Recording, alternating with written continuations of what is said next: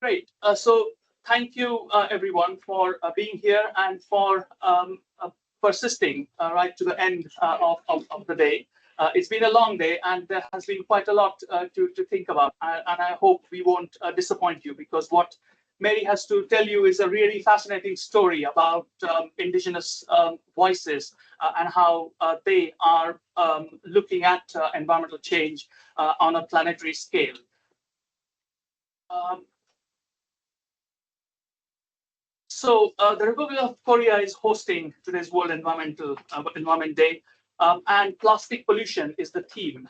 And to my mind, plastic pollution captures what is increasingly being described as the triple planetary crisis, which includes environmental pollution, a combination of that with biodiversity loss, and the climate crisis. So taken together, these three phenomena are having much bigger impact than each of them individually would. And so that triple planetary crisis is something that provides the context to how we can think about indigenous environmental knowledges.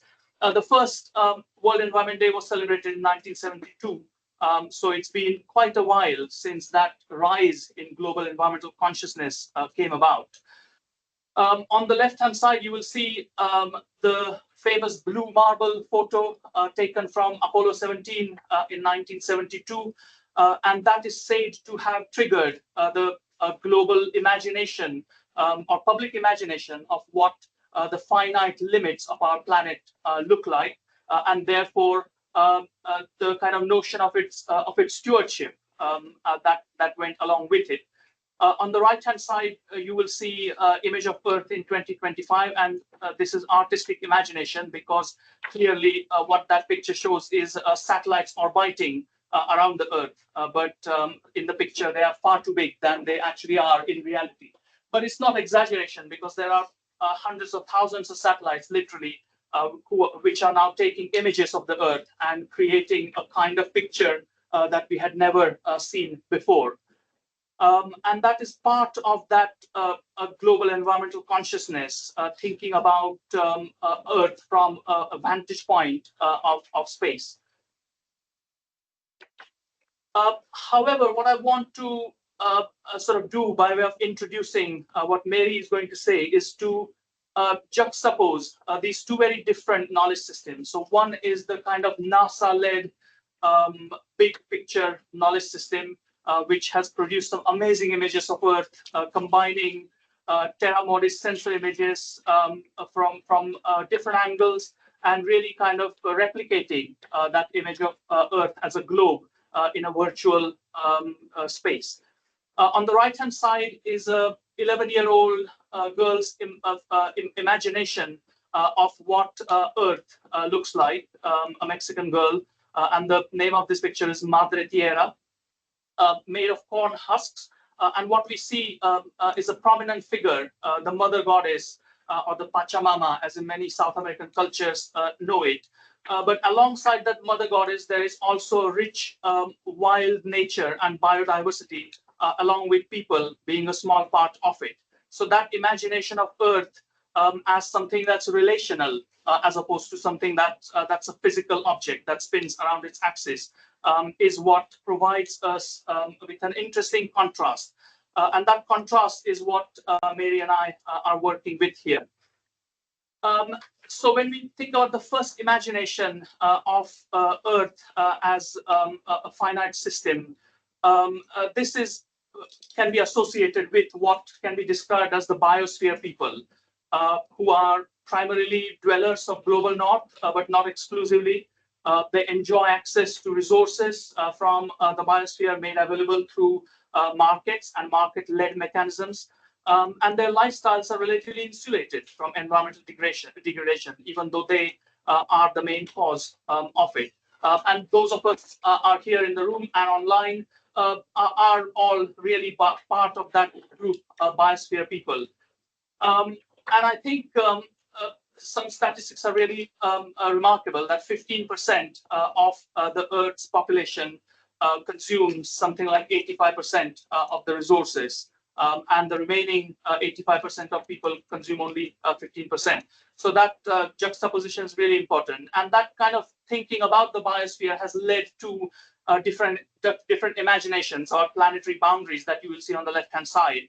So all the shades of red are essentially areas where we have exceeded those planetary boundaries. And that includes our impact on climate change, land system change, freshwater change, biogeochemical cycles, and so on and so forth. And very few of those boundaries are still within the to speak, green zone. All of the remaining boundaries have been crossed. So the question is, how many Earths do we need if everyone lived like a biosphere person? And the answer is, on an average, we will need 1.75 times the Earth that we inhabit today. If everyone lived like a person in the United States, we will need 5.1 Earths. If everyone lived like an average person in the UK, we will need 2.6 Earths. So that has caught public imagination about the scale of impact that humans have had on Earth systems. Earth Overshoot Day is a concept that is recognized now, and this is really about how many days into a calendar year from 1st of January do we deplete or exhaust all of the resources that we would be entitled to. In Qatar, that day arrives on 6th of February, so merely 37 days after the year has started. In the United Kingdom, that was a couple of weeks ago on 20th of May. In Uruguay, it won't arrive until 17th of December. So there's quite a lot of variation, but essentially with growing global consumption, we simply can't have everything from one Earth or one planet that we have. On the other hand, there are what can be described as ecosystem people. And this is a term coined by an Indian ecologist called Madhav Gadgil in his recent lecture on social change. And on the left-hand side, you will see what is being described as donut economics. So it takes the planetary boundaries idea and actually turns it inside out. It suggests that the inner circle is really the basic minimum living standard on all of these counts that everyone in the world needs to have. And everything beyond this is really the kind of overshoot or excess that is a direct impact of human actions. So ecosystem people live on an entirely different spectrum to the biosphere people. And I think that juxtaposition helps us to really grasp the scale of the challenge here. They primarily live in the global south. They are known for their indigenous knowledge systems, traditional practices in many cases, primarily dependent on local resources from land and sea. And ironically, their lives are impacted more by global environmental change than those of the biosphere people. Now, Earth is also soil in many cultures, and knowledges of this kind, indigenous knowledges, are really grounded in place. There's quite intimate knowledge of land, of flora and fauna, and of natural phenomena. And that knowledge has adapted to changing context through cultural memory, sometimes going back to centuries. And so there's a lot of value, inherent value in that knowledge that we really need to try and understand and take it seriously. And that's where Mary comes in. I think Mary is going to talk about those indigenous knowledges and what they mean. But just to conclude this part of the introduction, so if we think about biosphere people and ecosystem people, they are seen to be living side by side. In general, the biosphere people's actions make their environment less desirable, shown by the shades of red and brown. And on the right-hand side is the ecosystem peoples and their lifestyles, ways of living provide for a better outcome for the environment, shown by the shades of green. What happens over time is that biosphere people subsume ecosystem people by having quite a dramatic impact on the resources within on which the ecosystem people are dependent. And that's where that injustice and inequality creeps in global environmental governance. So over time, ecosystem people become ecological refugees, as Gargill has suggested, essentially their green envelope being stripped off by biosphere people. And so how can we change this picture is what Mary and I are really reflecting on. So I'm thinking very much of this as indigenous knowledges becoming center stage in how we think about the environment. And for that to happen, biosphere people need to relearn the practices from ecosystem people to become what I'm suggesting here as ecosphere people. An ecosphere is not a new concept. We have always acknowledged that Earth's ecosphere is composed of atmosphere, biosphere, lithosphere, and hydrosphere. That's like GCSE or A-level geography. But there is increasing realization that economic, political, and social systems are closely connected with that ecosphere. And the exchange between them is really where we can make meaningful interventions. Now, food is another topic that is close to heart, and I could give a whole long lecture on food and my grievances with the current global food system. But basically, these 10 corporations that control a lot of the food brands that we see in supermarkets are the main culprit. And they not only generate problems for planetary health, but also quite significant problems for public health through, for example, ultra-processed food and the kind of profit-making motive behind ultra-processed food. But that angle on food is something that will come up in Mary's talk. And so what I'm suggesting here is a kind of framework. How can we think from the global south? And if we did do that way, what would that virtuous triangle look like? So instead of profit, if the focus is on purpose, that can lead to a better planet, better environmental outcomes. Better environmental outcomes will lead to better outcomes for people in terms of food security and public health.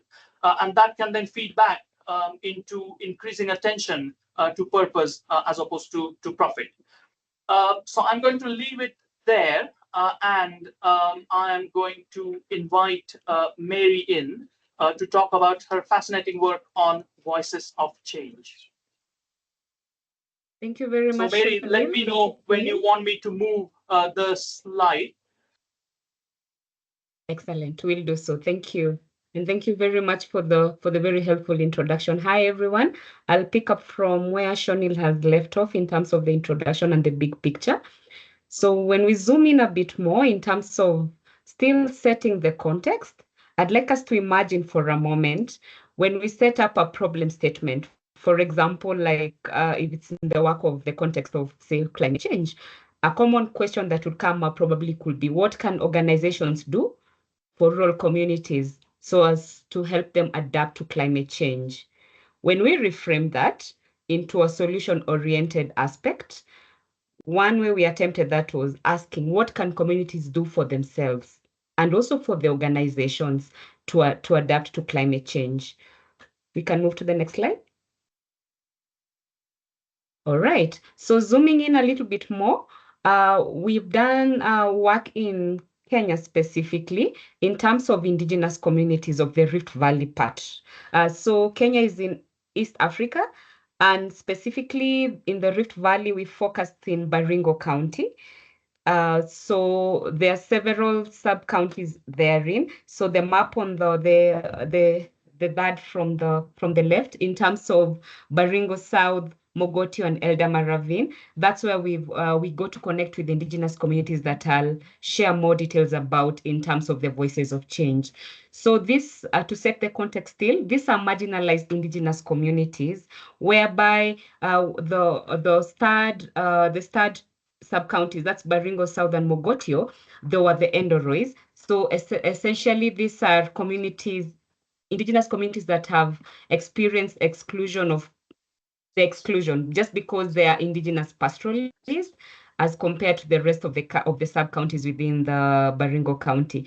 And also the triangular symbol, that's in Eldama Ravine, where we also interacted with another indigenous community, that's the Ogiek.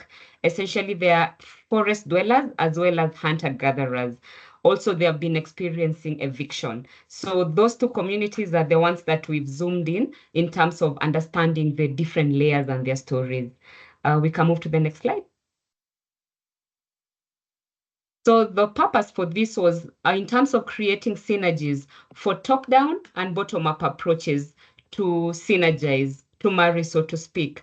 So the key objective, or rather the outcome that the different groups we were hoping for, was to showcase climate adaptation pathways in terms of stories, what we are calling the Voices of Change. It's a series of videos from seven different community champions from the two communities, that's the Enderois and the Ogiek. So those are the communities that we focused on and also the other triad, the other members of the triad were RAS, the Initiative on Climate Resilience, Climber in short. And the third partner was a local NGO that works in advocacy aspects. So it's called Center for Minority Rights Development, in short, CEMIRIDE. So that's the triad in terms of the purpose, in terms of the creating synergies. And to the next slide. So to answer the questions and also still reflect on the work that has been done, we started the project back in 2021. So it's been quite a journey until now, and various aspects have come in. So when we reflect in terms of what can the global environmental consciousness learn from indigenous knowledge systems.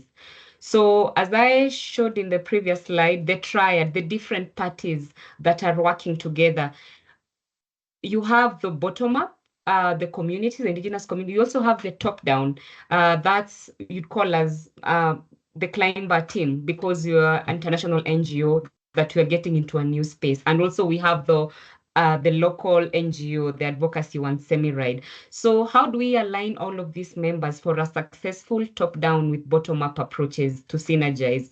So 3 key themes come up. So when you're working with non-research partners, there's a need for all of them, including the communities, the advocacy NGO that we've worked with, to be co-producers at each of the stage, not just recipients. So not, for example, us as the research organization designing the questionnaires, everything, and then that will be those will be the recipients. No. So having them at each of the steps, from the co-design and co-producers, has been one of the fruitful aspects that we've encountered working through this project. That's the upside. I wouldn't call it the downside per se, but what we need to be mindful of, it's quite a time-intensive approach. So there is a need to plan for buffer time. So something as what we initially thought would be simple video edits, that is a whole endeavor in itself. Among other things that just needed to plan for extra time than what earlier is maybe envisioned. Of course, there is the funding limitations and things like that. Something that needs to be upfront even before starting the work.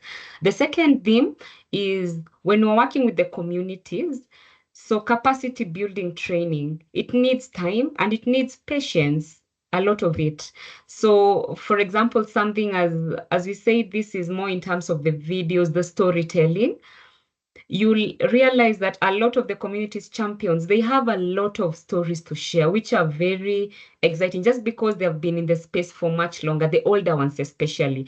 So something as simple as, not really simple, as shortening the long stories. All of them are interesting, but how do you make it succinct, but still hold the whole message together and in their own voice at the same time? So those are some of the aspects that time intensivity brings in. And also navigating illiteracy, as we know it from the global north language, but from the indigenous communities, it's a lot of tacit knowledge that needs to be translated to the read and write culture, what we so call literacy in our language, so to speak, in the global, how we know it in the modern world. But then how do we navigate that so that they still feel empowered to share their stories in their own voice, and still the tacit information is still brought out and in their context? So something as simple as asking for extra help from even the support staff, people like drivers, everybody being part of the team, so as uh, to get to work together as one unit. And also the other thing is in terms of doing research differently. So as a research organization, in as much as the metric would be publications, the same is also for the university system. We've learned to share before peer review publication ready stage, which takes a couple of years in some contexts. So this looks like pictures, videos, reflections, blogs in the early stages, sometimes even when you're still in the field at the latter stage, and also more organic M&E metrics, monitoring and evaluation, rather than the standard way, for lack of a better word. So these are the aspects that working at it differently helped us to achieve a successful approach. It's maybe not the standardized way, but it has really helped to come up with more organic aspects in all of these facets. Next slide, please. When we reflect on the other question, how can global south thinking of the earth help us look after our planet better? One aspect that we can focus on, for example, the people. One thing that came up upon reflection is the intergenerational thinking, even in how they articulate their points, their work, the initiatives they've been leading, and it's founded based on intersectionality mindset.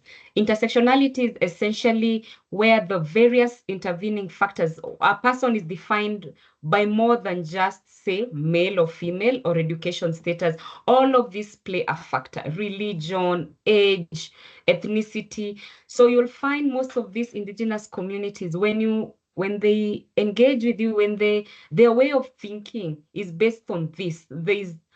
It's all it's more like a mosaic. So for example, the picture on the left there, you'll see these are communities, these are some of the representatives from both Endorois and the Ogiek. So you'll see both ethnicities being factored in.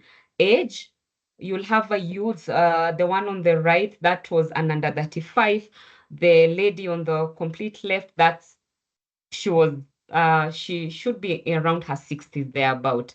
Also, the different ability levels, gender, of course, also comes into play. So it's more than binary. That's one way they look at it. And it factors not just the present, but also the future and the past. They integrate all of those layers. And they have their purpose and way of looking at things. They have a partnership mindset. So I'm sharing here a quote on one of the participants mentioned.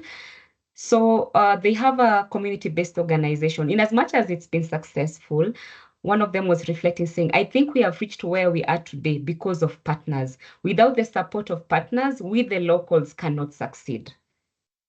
The next slide, please. And lastly, the third question, reflection question, in terms of how can we amplify global South voices? This is essentially putting the synergies into practice. So the capacity building I alluded to in one of the earlier slides is that in all of the steps, there's co-production. So from the needs assessment, the co-design, co-implementation, and co-monitoring and evaluation. And we use the storytelling approach. There are many approaches, but the framework we used was the story of self, story of now, story of us. So I could share more, maybe if it comes up in the Q&A, but using this approach, all the videos, so there are a total of 7 videos where they champion different initiatives depending on what they're leading. So there's indigenous crops, there's beekeeping, there's ecotourism, seed saving, tree planting, beekeeping, as well as water conservation. Next slide, please. We'll share a snippet of 2 of the videos. So they share, it's on tree planting, but from different perspectives. So you'll see one from an adult male, an Endorois, and the second one from an Ogiek. She's an adult female with special needs. Shonil, may I ask for some support there? Thank you.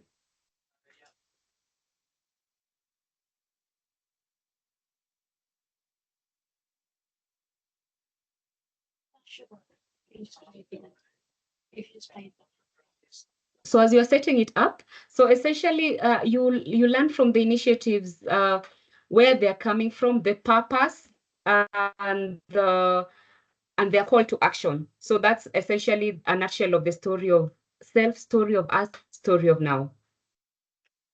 I'll play the first one, Mary. Thank you. Jeremiah Kiprotich Kubetbet is a story about CBO focusing on ecotourism through tree planting, and the purpose of the story is to show ecotourism as a tool for conservation and economic benefits for communities. Call to action: everyone to join this noble effort that's contributing to reduction of global warming. After attending a tree planting event, which was presided by former late President Daniel Arap Moi. And the same day, I took one seedling home to plant next day. And that's when my interest in tree planting evolved. From there, we started a small group and expand the group to be a self-help group of 14 men and 13 women. So we continue our activities of planting trees. So NetPon has offered opportunity, economic opportunity for women and men, and boys and girls. We need to invite you to join this noble effort. Okay. And shall I play the second straight after, Mary? Yes, please. Thank you.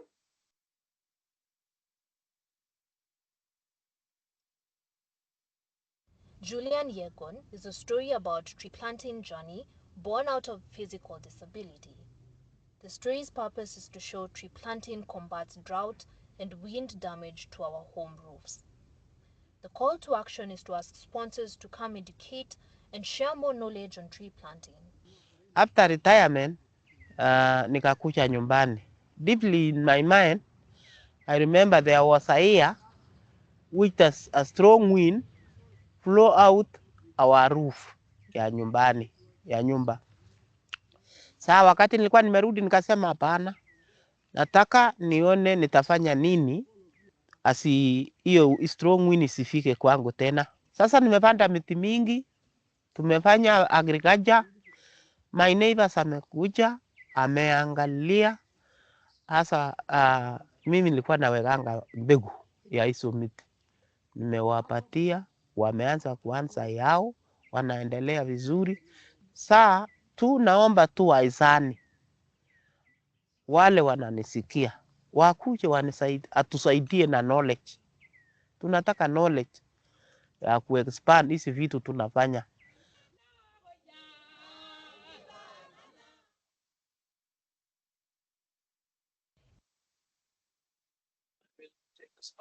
All right.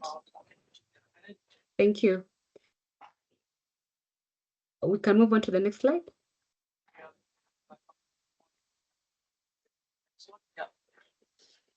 Thank you very much, Shonil.